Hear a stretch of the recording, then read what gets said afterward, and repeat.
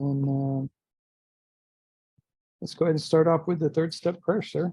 Okay, I'm Rob K, recovered alcoholic, and we're going to start out with the third step prayer, which is on page 63 of your big book. God, I offer myself to thee, to build with me and do with me as thou wilt. Relieve me of the bondage of self, that I may better do thy will. Take away my difficulties, that victory over them may bear witness to those I would help of thy power, thy love, and thy way of life. May I do thy will always. Absolutely. Thank you, Rob. Appreciate that. All right, we are on page 69, about a third or so of the way down. We reviewed our own conduct. Rob? Yeah, Leo, do you want me to, because we're starting sex, or, let's Yeah. go, want me to start at page 68 and we'll start right at the top of it. There we go. Now about sex, which is on page 68, everybody. Many of us needed an overhauling there, but above all, we try to be sensible in this question. It is so easy to get way off track. Here we find human opinions running to extremes, absurd extremes, perhaps. One set of voices cry that sex is a lust of our lower nature, a base necessity of procreation. Then we have the voices who cry for sex and more sex, who bewail the institution of marriage, who think that most of the troubles of the race are traceable to sex causes. They think we do not have enough of it, or that it isn't the right kind. They see its significance everywhere. One school would allow man no flavor for his fare, and the other would have us all on a straight pepper diet. We want to stay out of this controversy. We do not want to be the arbiter of anyone's sex conduct. We all have sex problems. We'd hardly be human if we didn't. What can we do about them? First of all, they always ask, when they ask a question, they're going to answer it, but we'll get into that in just a little bit here. We're kind of in an introduction here with regard to sex and the problems that come with that, and not the problems that come with it. If you can kind of see here, we're talking about extremes. It's either all or none, black or white, and what we're trying to do is just say that there's nothing that's just black and white, and because of that, we need to be aware of it. We need to consider it, and as a part of our finding our higher power, we have to be considerate and thinking of the other person with regard to whoever and whomever we might be engaged in a physical contact. And it is something that is used and abused, and it's something that we need to be aware of, and work towards a much more giving kind of posture when it comes to kind of sex and the problems that we have with it. Rob? Yeah, it says here in the book that anybody else's sex conduct is between them and God. And that's what it all comes down to. It's between you and God. We're on page 69, everybody. We've reviewed our conduct over the year past. Where had we been selfish, dishonest, inconsiderate? Whom had we hurt? Did we unjustifiably arouse jealousy, suspicion, or bitterness? Where were we at fault? What should we have done instead? We got this all down on paper and looked at it. Yeah, that's in a reference back to our step 4, and it's that kind of reconciliation that you're going to be doing with yourself, and the things that you may have done to wrong or cause resentment, something that you reacted to because of a fear, a harm, or just your overall conduct. And that's kind of what we're talking about here when we do talk about sex. We're talking about conduct and the proper kind of approach to it. But there's good questions in here. Basically, when you're talking about doing a very good step 4, you want to ask yourself where you've been selfish, dishonest, or inconsiderate, and really whom had you hurt in whatever manner or that we're talking about. Rob? Yeah, notice it never says who had hurt us. How did others unjustifiably arouse jealousy or suspicion or bitterness? It doesn't. Where did we? Okay, remember, it's our inventory. Where were we at fault, or where were we to blame? Where do we start the ball rolling down the hill? In this way, we tried to shape a sane and sound idea of our future sex life. We subjected each relation to this test. Was it selfish or not? We asked God to mold our ideals and help us to live up to them. We remember always that our sex powers were God-given and therefore good, neither to be used lightly or selfishly, nor to be despised or loathed. Yeah, and really this, we ask God to mold our ideals and help us to live up to them. Really, this is a great foundation to be starting from. And were you selfish or not? And a lot of times we use sex as a weapon, and it's not. It's just not. It's not meant to be that way. It's a very unselfish act, and one that you do in fact want to um, um, use in the proper manner and fashion. Rob? Yeah, the thing is that, we take a look, what do we want in the future? We've seen what we've done in the past. We've seen our mistakes. Now we want to move into the future. What do we want in our future relationships? What are we looking for? Are we looking for Mrs. Right or Mrs. Right now? The things we've done in the past, we don't want to keep repeating the same mistakes over and over again. And that's why we do this.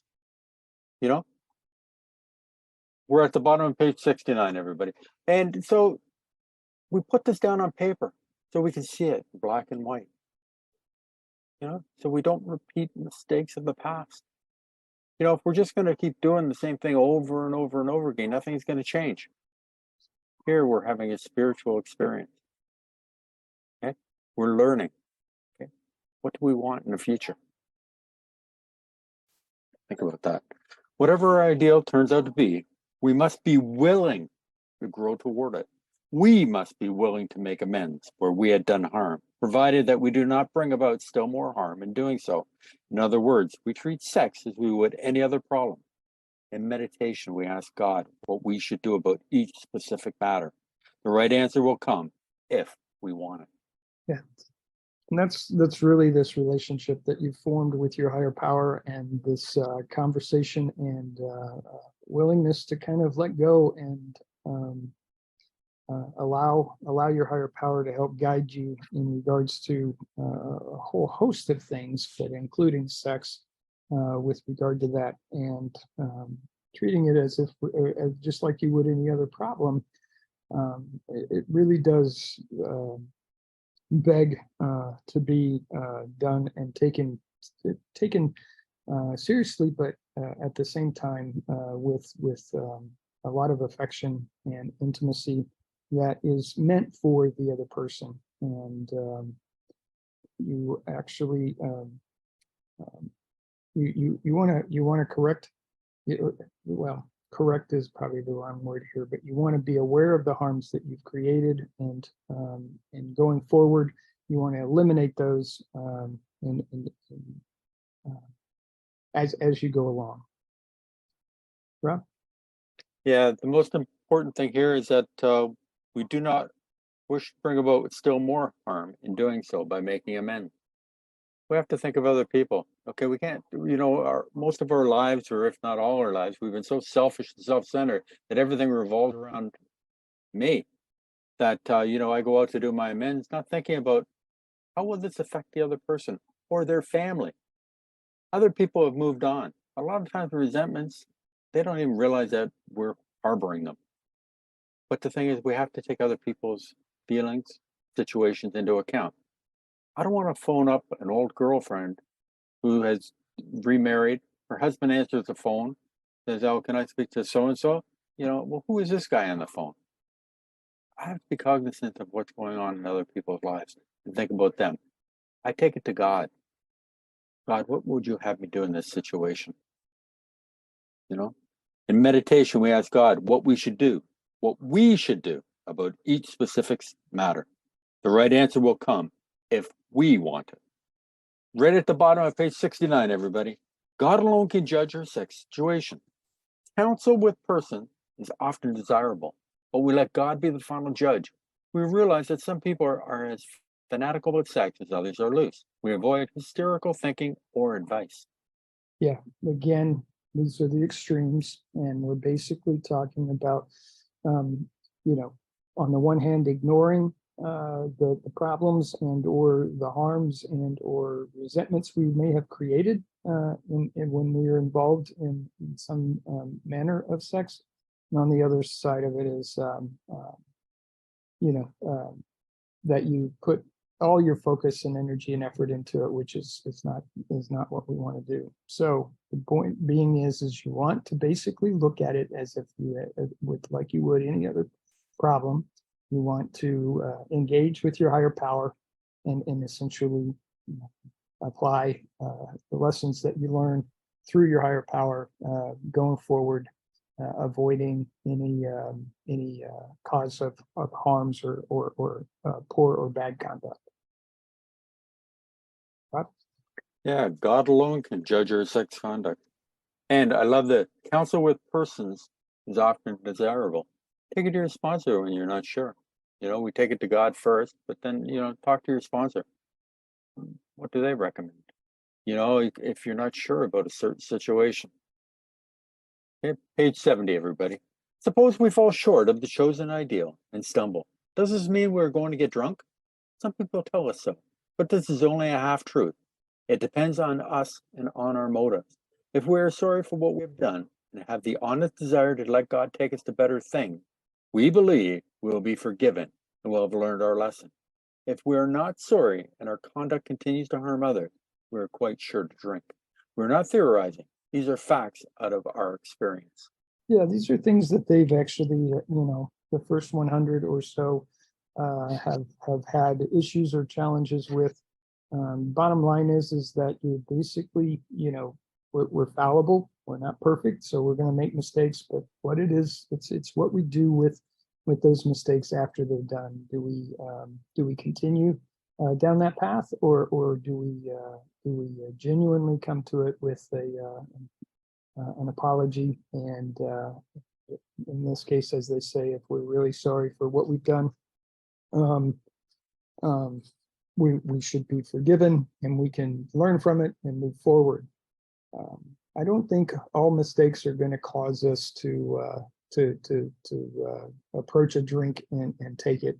I think it's a string of mistakes that can really take somebody who is on the path of recovery and move them off of it.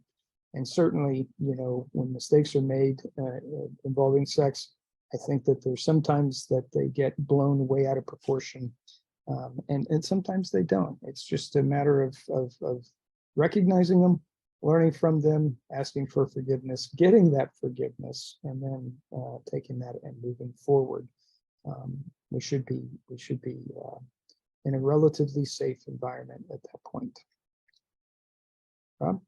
Yeah, here's a promise in the book. If we are sorry for what we have done and have the honest desire to let God take us to better things, we believe we'll be forgiven and we'll have learned our lesson. Now, here comes the warning. If we are not sorry and our conduct continues to harm others, we are quite sure to drink. Remember, access to power allows change. We have power in our lives now. We can change. We have changed. We're thinking about other people now. Okay, and we don't want to hurt other people. Remember, our ideal now is what would God have us do? God wants us to help other people, not to harm them. Before, when we were living on an instinct life, we did what we wanted, forgetting about other people. Sometimes we didn't mean to harm them, but because we were so selfish and self-centered, we did. Now we have power in our life. We have a higher power of God. Okay? Now we're thinking to ourselves, how can I best? You better believe it, Sherry. We keep that spiritual connection. Okay? When we don't keep that spiritual connection and it starts to waver, we don't know when that we're going to pick up that drink, but we will. So, you know what? We do what God would have us do. We have the power now to change. So, page 70, everybody. To sum up about sex, we earnestly pray for the right ideal. for guidance in each questionable situation, for sanity, and for the strength to do the right thing. If sex is very troublesome, we throw ourselves harder into helping others. We think of their needs and work for them. This takes us out of ourselves. It quiets the imperious urge when to yield would mean heartache. Right, and so that's really a good kind of um, way of looking at things. We earnestly pray for the right ideal, for guidance in each questionable situation, for sanity and for the strength to do the right thing. And that's for the strength to do the right thing and then work towards that. Really, it's just like any other problem. If we're experiencing issues and trouble and challenges, we just get out there and we start helping others, with even more earnestness. And it will get us to focus on the right things, and then good will follow. This trying to get out of our own heads and out of our own way is really important here, and that's part of the message that we're trying to convey in regards to these last page and a half or so with regard to sex. Yeah. Hey, Leo, have you noticed that anytime there's trouble thrown our way, that the book always tells us to go help somebody else? Yeah. Yep. Funny how that happens, eh? Yep. You know? I get some smiles out of people. I love it. Yep. But that's what it all comes down to. Hey, when things are bothering us, we pray and ask God for what to do, but then we go and help other people. It takes us out of ourselves. We can rattle things around our brain for hours, days, months, years, until it becomes some great big huge thing that is so blown way out of proportion that we'll never be able to figure it out.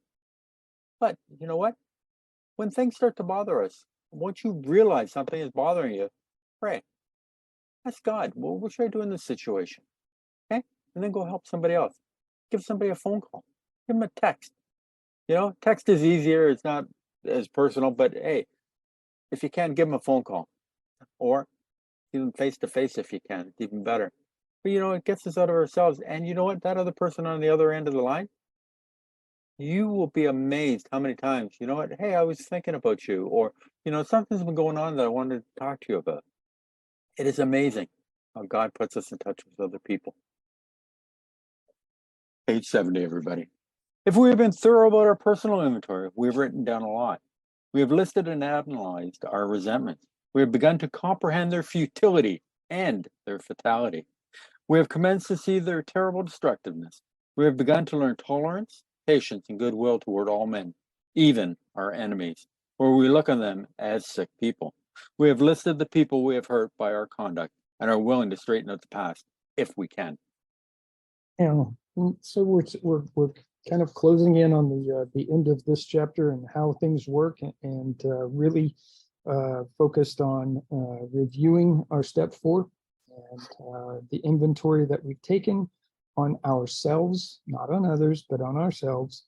And we begin to comprehend the good and bad of what we've written down, and starting to clean our own side of the street and get rid of some of the destructive thoughts and actions that we've engaged in up until that point. Through that, we were learning this tolerance, the patience and goodwill toward all men, and even our enemies. And that's really where it kind of gets into the crux of things, is that you really want to do good by those that you have made an enemy of as best you can. And the idea here is that you really do want to make things right for everyone, regardless of whether they are an enemy or not, and really regardless of how big or small the problem may have been, to the extent that you don't continue to harm, obviously. Right? Yeah, we have begun to comprehend their futility and their fatality. They'll kill us. These resentments have the power to kill. Promise. We have commenced to see their terrible destructiveness, okay, how they're affecting us, and how it affects our other relationships with other people, how we deal with life in general. These things are weighing us down. We got to get rid of them. It comes back to, and the Professor Art always talks about, the leaves in the gutter. If you haven't heard my story, my analogy of leaves in a gutter, one leaf gets it caught in the gutter. Okay, it goes into the downspout. The water slowly, okay, gets trapped a little bit. Okay, the water just can't flow as quickly as it once did. More leaves get sucked into the downspout until it comes to the point that the water can't flow through anymore. That is like resentment. Okay, resentment stops God from coming into us, into our hearts. Okay, so what do we have to do? We stick our hand in the downspout and we start pulling out these leaves that are blocking us off from the water flowing through. We might put our hand in there one time, we might have to put it in there many times, but we keep pulling out all these resentments that have been blocking God off from us. We have begun to learn tolerance, patience, and goodwill toward all people. All people. And remember the sick man prayer, how to master resentments. This is a sick person. How can I best be helpful to them? I can't be helpful to everybody, but I can show them the same tolerance, patience, pity I would a sick friend. And that's what it's all about. We can't help everybody. We would love to be able to, but we can't. Some people will have a resentment against you, or they might not just like you. It happens. You remind them of somebody else. I find that the older I get, the more other people remind me of other people. And that's what I think of them. Oh, yeah, they were a good friend of mine. Or, you know what? It reminded me of so-and-so. What a good person that person was. Or, you know what? That person reminds me of somebody that I didn't really care too much about. But you know what? I put those thoughts aside now. Give them the benefit of the doubt. Patience, tolerance, understanding, love, and goodwill to all people. In this book, you read again and again that faith did for us what we could not do for ourselves. We hope you are convinced now that God can remove whatever self-will has blocked you off from Him. If you have already made a decision and an inventory of your grosser handicap, you have made a good beginning. That being so, you have swallowed and digested some big chunks of truth about yourself. Yeah, and this is really important here. This is not about working with you, it's about working with others. Even though when it does sound a bit like that, you read again and again that faith did for us that what we could not do for ourselves. So again, this is about letting your higher power in and then turning that newfound power into helping other people. We're talking about grosser handicaps. So just real quickly, I wanted to kind of go over the 4 areas that we really have covered here more than any other, and that's resentments, fears, harms, and conduct. And the fears that we're talking about, there's actually 3 different kinds. It's first one is that I'm afraid I'm going to lose something that I have. And the second one is you're not going to get something that you want. And the third one is you will find out what I did. So it's those kind of fears that we're talking about when we talk about this word fear. At this point, you should be convinced that there is something bigger than yourself, than others, and that there can be good guidance that comes from that higher power. And now that you've kind of started to open your eyes and open your heart, you're not as blocked from that higher power. You're actually starting to, if not already, in touch with and a part of your higher power. Rob? Yeah, just a couple of things. We hope you're convinced now that God can remove whatever self-will has blocked you off from Him. Remember, God's going to remove that. We become willing, God removes it from us. So, Leo, we go into chapter 6, into action. Yes, sir. Now we're going to really get at it. Page 72, everybody. Into action. Having made our personal inventory, what shall we do about it? We've been trying to get a new attitude, a new relationship with our Creator, and to discover the obstacles in our path. We have admitted certain defects, We have ascertained in a rough way what the trouble is. We have put our finger on the weak items in our personal inventory. Now these are about to be cast out. This requires action on our part, which when completed will mean that we have admitted to God, to ourselves, and to another human being the exact nature of our defects. This brings us to the fifth step in the program of recovery, mentioned in the preceding chapter. Absolutely. So we're going into action now. After making our personal inventory, and we have reviewed our resentments, our fears, our conduct and harms. This is the purpose, if you will, of our step 4. We're basically doing this personal inventory, this kind of looking inward and looking at our defects and putting them down on paper, willing to make amends. And now it is time to share this with another person. And then what we basically are talking about is your sponsor or somebody very much like your sponsor. We're not talking about a wife or a boyfriend or anything like that. We're talking about somebody that has been there. They understand completely what you're trying to accomplish, and they are going to listen objectively and without judgment, kind of going forward. So it's one of the things that we need to be aware of and that we'll talk about as we go forward. Now, what we're trying to do here is to talk about this. We're actually doing the exact nature of our defects. This is going to be the things that we're driven by resentments. So that's kind of what you want to look for when you're talking about defects. Rob? Yeah, I put in the chat to ourselves, we do this for awareness, to God for forgiveness, and to another for humility. This is why we do it. Remember, it says right here in the first paragraph, now these are about to be cast out. We're not going to be carrying them around anymore. They're going to be cast out. Okay? We're on page 72, everybody. This is perhaps difficult, especially discussing our defects with another person. We think we have done well enough in admitting these things to ourselves. There is doubt about that. In actual practice, we usually find a solitary self-appraisal insufficient. Many of us thought it necessary to go much further. We will be more reconciled to discussing ourselves with another person when we see good reasons why we should do so. The best reason first. If we skip this vital step, we may not overcome drinking. Time after time, newcomers have tried to keep to themselves certain facts about their lives.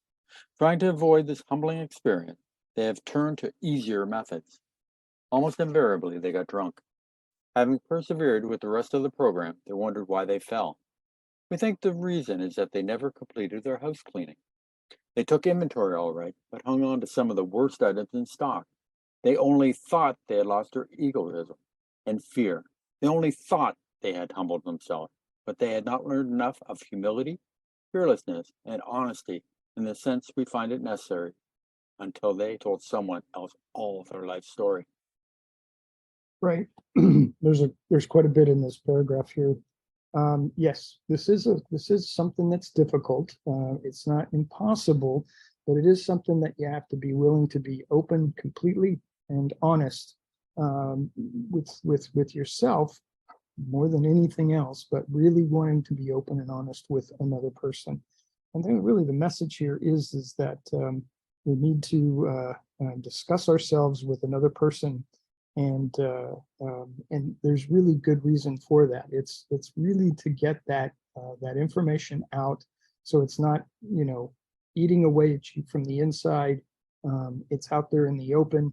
It's kind of like this cleansing that you go through by sharing this with another person.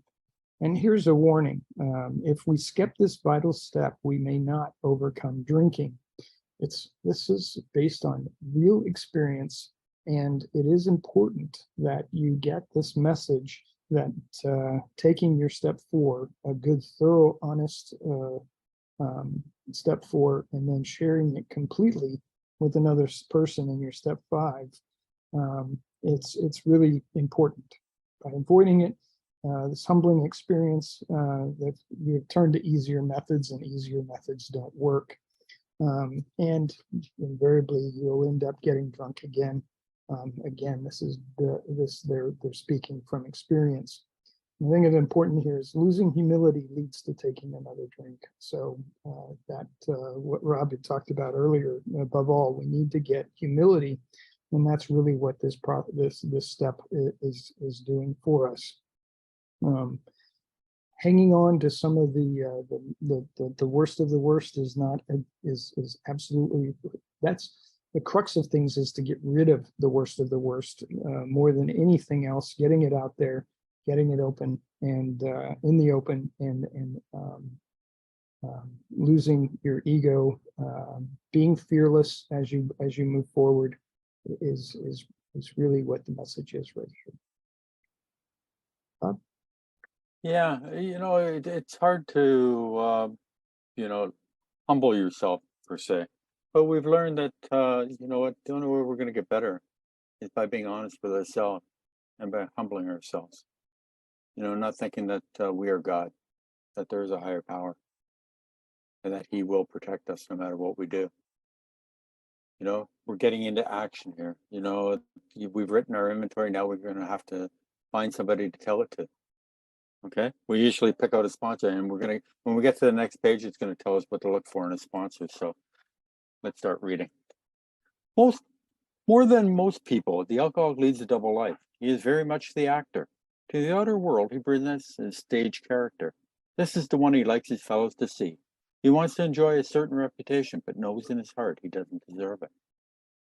Yeah, this is wearing that mask and disguising yourself as someone else other than what you really are. And what we're trying to do is to say it's time to take the mask off. It's time to be yourself, and it's time to share that honest and real part of you with another person. And it's important that you be fearless in doing so. Rob? Yeah, a lot of people, don't feel, they have really anything to give. So they develop a persona of who they want other people to see them as, and they start acting like that. But that's not the real them. So we're going to shield that. We're going to cast out that and be ourselves. Because you know what? God made us. We're perfect in His eyes. Right, Pete? Hopefully his cookies are not burning. So keep an eye on your cookies there, Pete. The inconsistency is made worse by the things he does on his sprees. Coming to his senses, he is revolted at certain episodes he vaguely remembers. These memories are a nightmare. He trembles to think someone might have observed him. As fast as he can, he pushes these memories far inside himself. He hopes they will never see the light of day. He is under constant fear and tension. That makes for more drinking.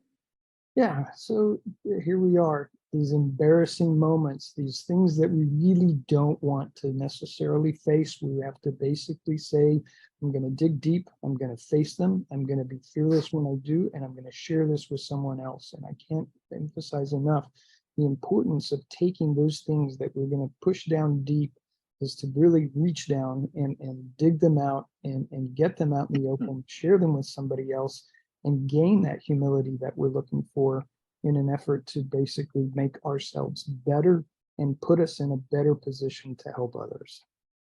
Rob? Yeah, he is under constant fear and tension. And what's our go-to? Drinking. Okay? In order to try to get a sense of ease and comfort, that the first drink usually gives us. But then the allergy kicks in and I can't control the amounts that I take. So I either pass out or black out, which causes for me to do stupid things that I wouldn't normally do. Psychologists are inclined to agree with us. We have spent thousands of dollars for examination. We know but few instances where we have given these doctors a fair break. We have seldom told them the whole truth, nor have we followed their advice. Unwilling to be honest with these sympathetic men, we were honest with no one else. Small wonder many in the medical profession have a low opinion of alcoholics and their chance for recovery. Sure, and that really is holds true, especially when you're sitting down with a therapist and you're expected to be open and honest about what it is that you're talking about. Those topics are basically of reality, and you're expected to face them and be honest about them. Not doing so and not listening, not heeding the advice of a therapist and moving forward in that regard puts you at a real disadvantage for actual recovery and sobriety. And obviously, this will lessen your chances of recovery and just set you up for failure. And what we're trying to do is just basically say there are people there that are trained to listen, they're trained to help, and you should be in a capacity that gives that puts you in a place where you can in fact be open, honest, thorough, and above all um, um, willing to be to get humility and really do the right thing, really reach out and start to help others by getting your defects out in the open and dealing with them head on. Rob? Right at the bottom of page 73, everybody. We must be entirely honest with somebody if we expect to live long or happily in this world. Rightly and naturally, we think well before we choose the person or persons with whom to take this intimate and confidential step. Those of us belonging to a religious denomination which requires confession must, and of course, will want to go to the properly appointed authority whose duty it is to receive it. Though we have no religious connection, we may still do well to talk with someone ordained by an established religion. We often find such a person quick to see and understand our problem. Of course, we sometimes encounter people who do not understand alcoholics. Right. And this is an important message. It's an important part of choosing the right person to actually do your step 5 and to share these things that you've been holding close and deep inside you. You want to make sure that it's the right person. And we talk a little bit about this. The right person is not somebody that you have already harmed and that may experience more harm because of your sharing with them. Let's talk maybe of a spouse or a sibling or someone that maybe doesn't quite understand what you're doing, especially those that are non-alcoholic and not trained to listen and to receive the information in the manner in which it's intended. And that's really important to kind of really sit down and figure out. And sometimes it's a couple of different people. Maybe it's you want to talk about something that you wouldn't really feel comfortable talking to of the opposite sex. So again, you're trying to find someone that is trained, understands, and respects what you're trying to do and doesn't get in your way in any way, shape, form, or fashion. And of course, we're also talking squarely about your sponsor. Typically, that's the best person to set up adequate time and space in order for you to share with as you go forward. Rob? Yeah, remember when this was written, it was 1939. There were 3 groups. Okay, Cleveland, Akron, and New York. There are only 3 groups. This book was, being sent out to different places. So it gets sent out to Timbuktu. They get the book, the guy reads it and wants to do his 5th step, but he doesn't know who to take it with. Things are different today. We have, just in the Toronto area, I can go to probably 2 meetings a night in my close to my proximity of where I live. Okay, so I should be able to find a sponsor. Should be able to find a sponsor. I've had a lot of difficulty with sponsors, but we won't go into that right now. But the thing is that we can find sponsors now. When this book was written, they didn't have that idea at that point. Okay, so they were talking about Catholics would go to confession. and they would confess their sins to the priest, you know. So, but today we do have sponsors that we go to. Now remember, when you pick your sponsor, if you don't feel comfortable talking to them about this, find somebody else.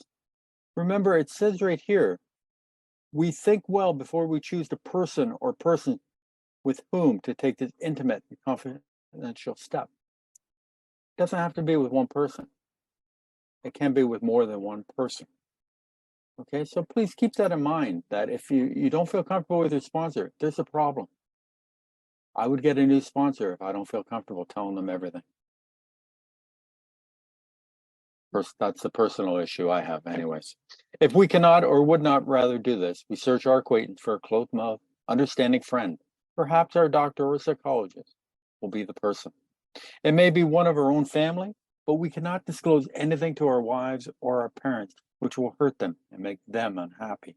We have no right to save our own skin at another person's expense. Such parts of our story we tell to someone who will understand, yet be unaffected. The rule is we must be hard on ourselves, but always considerate of others. Yeah, and it's what Rob was just talking about. We have sponsors now that are experienced in having been there, done that. They understand what you're attempting and trying to accomplish, and are good at being the receiver of this information that you're about to share. Certainly at the time, they were talking about other people that might be a close friend, a psychologist, a therapist, or a doctor, just somebody out there that might have been in a position to receive the information that you got. And it's got to be in confidence. It's really important that this person that you're going to be talking to actually keeps this private and to themselves. This isn't information for them to turn around and then talk behind your back or do anything like that. You're essentially not trying to do something at somebody else's expense. So you've heed this warning with regard to not to disclose anything to your wife, husband, or your parents, which will hurt them and make them unhappy going forward. We're not trying to cause any additional harm or creating additional resentments with regard to that. Got to be considerate of others. At the same time, the other person has to be completely in tune and aligned with what your intentions are, and to respect those completely. Rob? Yeah, I put in the chat what to look for in a sponsor, and I'm just going to read it out. So just in case somebody doesn't look at the chat, which is fine. 1, it is important that he or she be able to keep a confidence. 2, that he or she fully understand and approve what we're driving at. And 3, that he or she will not try to change our plan. Okay? And as Leo pointed out, the rule is we must be hard on ourselves, but always considerate of others. Always take other people into consideration. Notwithstanding the great necessity for discussing ourselves with someone, and maybe one is so situated that there is no suitable person available. If that is so, this step may be postponed only. However, if we hold ourselves in complete readiness to go through with it at the first opportunity, we say this because we are very anxious that we talk to the right person. It is important that he be able to keep confident, that he fully understand and approve what we're driving at, and that he will not try to change our plan. But we must not use this as a mere excuse to postpone. Yep, and really here is that it's not their job to try and fix you. Okay, that's important here. You want to make sure that that's not the intent for them to intervene and take control of the conversation. Essentially, this is really you sharing this information with another person, because the actual act of getting this out and sharing with another person is this cleansing moment that you're going to be going through, and you want to make sure that they understand that going into this process. Now, back to what we were first talking about in this paragraph, and that is that there is an opportunity here to postpone your step 5, but really it is only to postpone because you really want to get this at the very first opportunity out in the open and shared with another person. I most people that I know, and this isn't 100%, but most people that I know actually have a good sponsor prior to them doing their step 4. There's not that many people that I do know that have gone through the steps singularly and without the aid of a sponsor. So usually by the time you get to the point of doing your steps, you've got somebody that you're doing the steps with, and you're really building that relationship that you want to have with another person as your sponsor, and be ready to do what we're talking about here with a good step 5. Rob? Yeah, it's pretty much outdated, this postponing, waiting for a sponsor. There's meetings pretty much anywhere you want to go. Even if you're a Zoom baby, Zoom. We can do fifth step. I've done quite a few fifth steps on Zoom, and it worked out well because you can see the person face to face, So there's really no excuse. But let's be honest, if we want to find an excuse, we can find an excuse. But we know that you shouldn't. Page 75. When we decide who's the hero story, we waste no time. Let me read that one more time. When we decide who is the hero story, we waste no time. We have written an inventory and we're prepared for a long talk. We explain to our partner what we're about to do and why we have to do it. He should realize that we are engaged upon a life and death errand. Most people approached in this way will be glad to help. They will be honored by our confidence. Yeah. Really, the two things that we're talking about here is to give context to what you're trying to do and to get consent for what you're also trying to do. And really, it is explaining, the what and the why you're doing what you're doing, and usually, just like the book says, people are going to be very honored to be a part of that. And your sponsor is really anticipating already that you're going to do a step 5 with them. They're going to be the ones assisting you with getting your step 4 to be complete and thorough, and make sure that it's an honest reconciliation of all of your resentments, your harms, your conducts, your fears, etc. That's that important part. Give context to what you're doing and get consent. Once you've kind of crossed those lines, which are good things to be crossed, you're well prepared to do this. And don't wait. Get it done so that you can get it out in the open. And the quicker you do so, and the more thorough and honest that you are, the better off your recovery is going to be. And why not? Isn't that what we're looking for? Is a recovery that's as quickly that is gained as quickly as possible. We pocket our pride and go to it, illuminating every twist of character, every dark cranny of the past.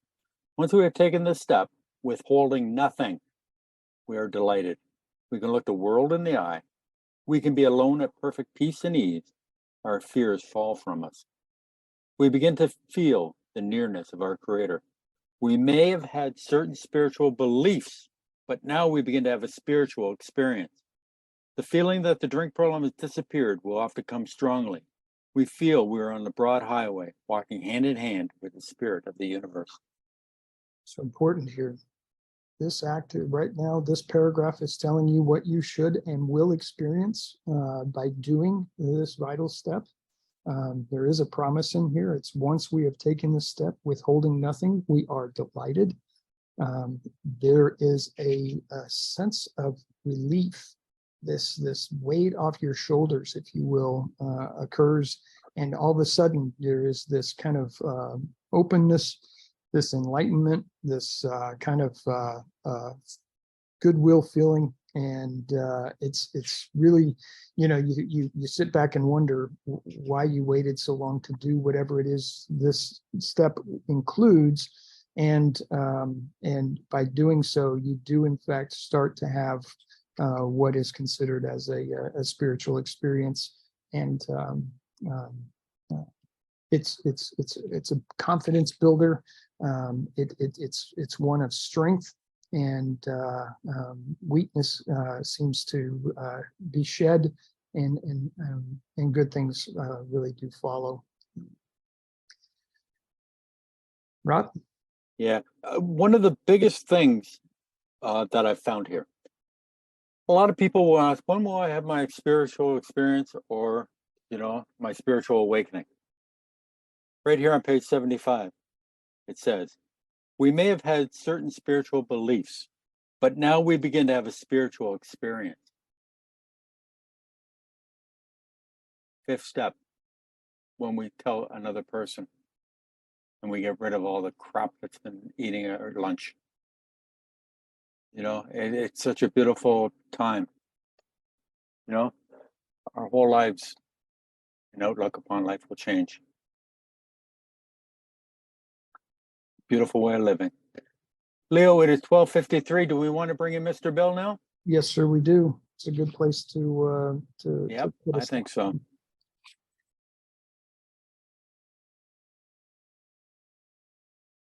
Hi, this is Bill, alcoholic from New Jersey. Thanks a lot, guys. Good job today. There's a lot of information here that everybody went over here. We started out talking about the sex inventory. And but basically what Bill's doing, he's just giving us some instructions on how to write this inventory out. And what some people do, some people make two inventories out of this. They do a sex harms inventory and then a harms other than sex, or a conduct inventory.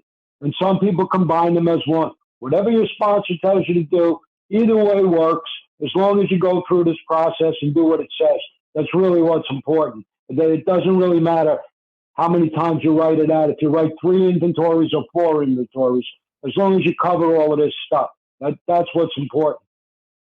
And it's good to understand that this is not about finding the right person going through this sex inventory.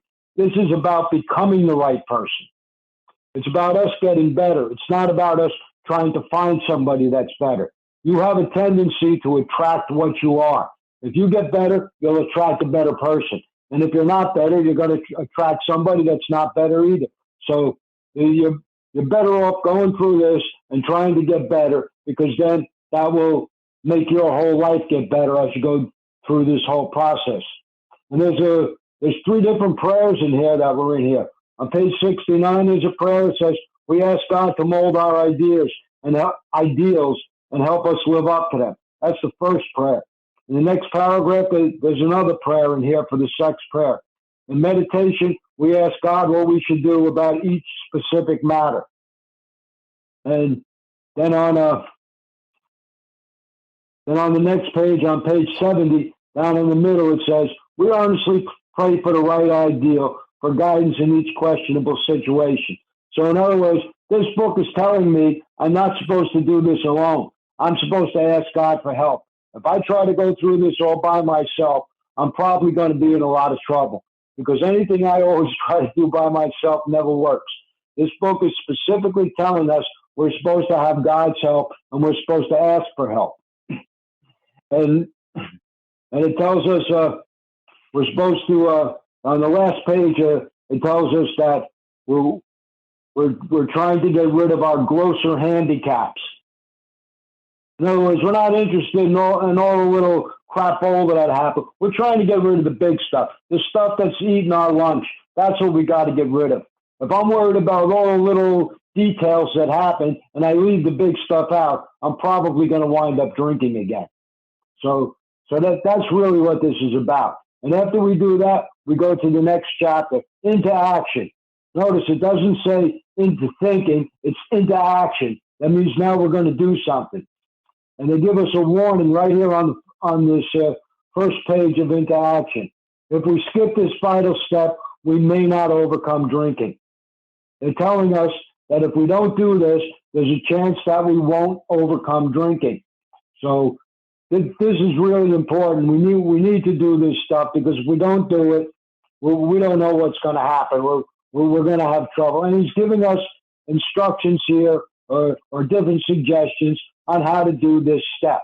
And this is not a new concept. The concept of confession has been around for thousands of years. People knew thousands of years ago that by confessing what you did wrong, talking about it with somebody, you get rid of your guilt and remorse. And when an alcoholic has guilt and remorse, that's a red flag, because we're liable to pick up a drink over it. Because that's how we get rid of our guilt and remorse. We take a drink and then we don't care about anything anymore. So he's giving us some instructions here. He's telling us we need to do our house cleaning. If we don't do our house cleaning, we're probably going to get drunk again. And the house cleaning is not just doing step 4. It's going through the rest of this process so that we get rid of all of this stuff. And he tells us we need to be entirely honest with somebody if we expect to live long and happily. In other words, if we don't get honest with somebody, we're not going to live long and happy, because we're going to keep all this stuff inside ourselves and it's going to eat us up.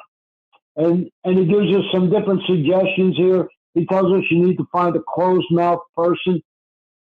I mean, you don't want to talk to somebody that's going to blab your stuff all around. It also told us we can use a person or persons. You don't have to use one person. You can tell different parts of your 5th step to different people.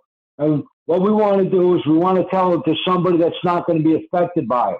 He mentions you can use one of your family. Like Rob said, this is outdated. At the time, there was only like 3 groups, and they only had 2 meetings that they all went to. So you really couldn't find somebody in AA to go through this. So people were using their families or priests or ministers or whatever to try to go through this process. Today, it's pretty easy to find somebody. You can go on Zoom, you can go to face-to-face meetings, and if you can't find somebody to go through this process with, you're really not looking for anybody. There's meetings all over the place. There's Zoom meetings and online meetings and all different places where you can find somebody who's been through this process and knows how to do it.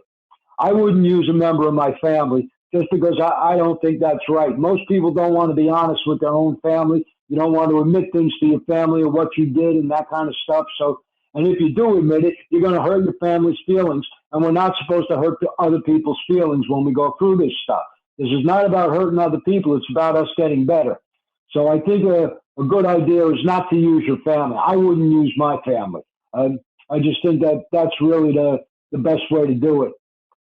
And again, he's giving us all kinds of instructions here. On page 75, this whole page is full of clear-cut directions on what we're supposed to do, on how we're supposed to go through this. We waste no time. Why do we waste no time? Because this stuff has a shelf life. Once you write your step 4, if you wait a year before you talk about it with somebody, the bad stuff is going to start coming back again. Because all kinds of new bad stuff is going to happen in between. And that original 4th step is going to be useless, because all that stuff is going to be gone and new stuff is going to take its place. This is why we need to go through this stuff with somebody so that we keep this stuff from coming back again. And then he tells us what we do. We illuminate every twist of character, every dark cranny of the past. In other words, we're supposed to talk about what we weren't going to talk about when we first came there. That's usually what I tell people that I'm sponsoring when I go through them. With this process, when I get to the 5th step, I say, I want you to tell me what you weren't going to tell me when you came here, because that's what I'm interested in. I'm not interested in all the little nonsense. You stole somebody's crayon when you were in kindergarten. That's garbage.